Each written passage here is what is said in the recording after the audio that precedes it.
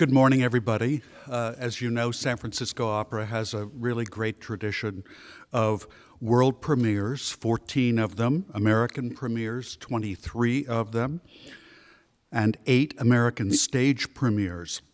Today, we announce plans for Heart of a Soldier, which will add to this list. As the general director of an opera company, I believe, and I've said this a million times, we have a responsibility to refresh the repertory. Among the many challenges that we have running an opera company, I would say the most daunting is to introduce a brand new piece. There are so many elements, so many variables, quality of the music, getting down to the quality of the production, the libretto. Everything has got to be just right, or we founder. And today, to wit, we announce Heart of a Soldier to be given its world premiere on September 10th, 2011, the eve of the 10th anniversary of the terrorist attacks on the World Trade Center.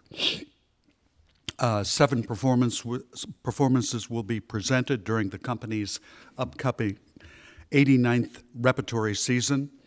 Heart of a Soldier is based on the true historical accounts of 3 individuals, Rick Rescorla, Susan Rescorla, and Dan Hill.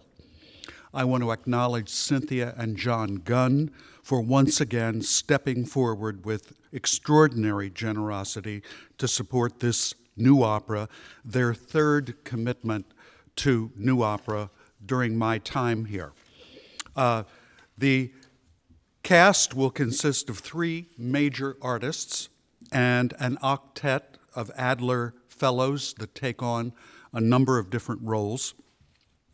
Leading the cast in the role of the late Rick Rescorla is Thomas Hampson, who needs no introduction to Bay Area audiences.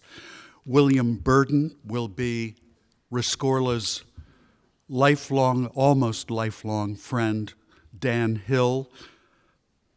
Bill last performed here as Tom Rakewell in The Rake's Progress. And Susan Rescorla, the late-in-life love of his life, of Rick's life, will be played by Melody Moore, former Adler Fellow, who has just returned from a very successful run as Marguerite in the English National Opera's Faust. All are graduates of the Merola Opera program. So how did this particular opera come about? Francesca Zambello, someone who is very much known to you, brought me the book of the same title in 2003.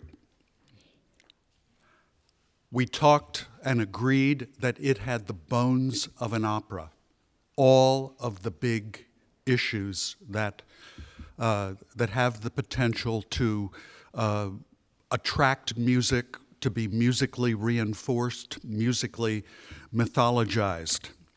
And the question was, who would the composer be?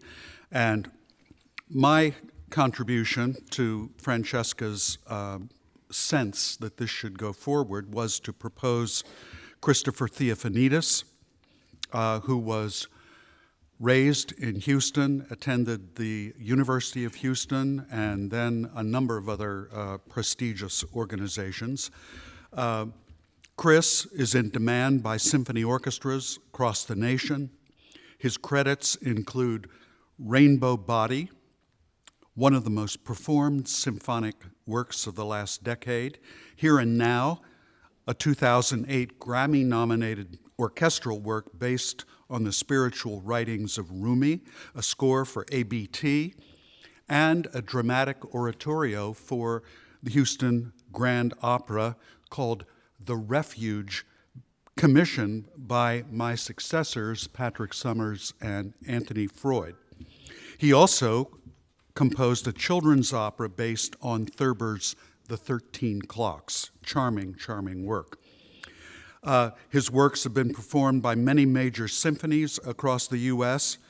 Heart of a Soldier is Chris's first full-scale opera commission.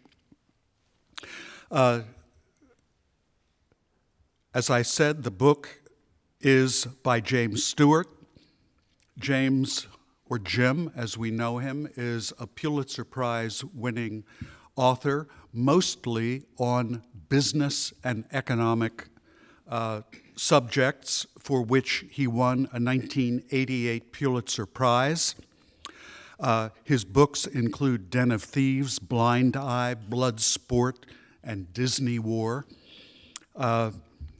And the first time he really broke out of the mold of writing for business-related kind of documentary books is Heart of a Soldier. And we will hear from Jim as to what led him along this path. Today we also have Rick Rescorla's widow, Susan Rescorla, with us. She has contributed so much to, first of all, to Jim's book and an ongoing role she plays in the creation of this opera. Librettist Donna DiNovelli's work has been presented at the New York City Opera.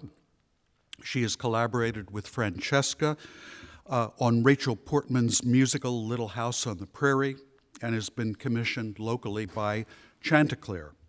Patrick Summers, of course, is no stranger to all of you here.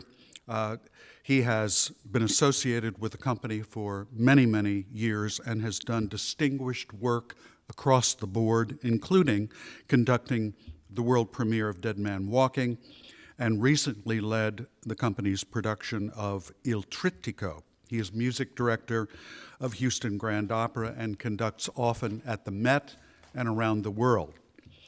Our artistic advisor, Francesca Zambello, the director of this production, has had a long association also with the company, including what has been done of the Ring and what is ahead for the Ring, and has directed all over at opera houses on Broadway, London's West End, and is the new general and artistic director of the Glimmerglass Festival. First-rate creative team has been assembled for this undertaking.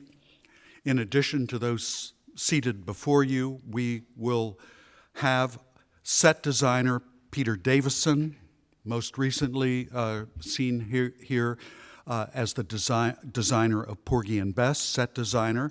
Jess Goldstein, costume designer. Mark McCullough, lighting designer. Katie Tucker, projection designer. Rick Sordelet, movement director. And of course, our Ian Robertson, chorus director. Plans are in process and will be announced later about the many ancillary events that will complement this world premiere.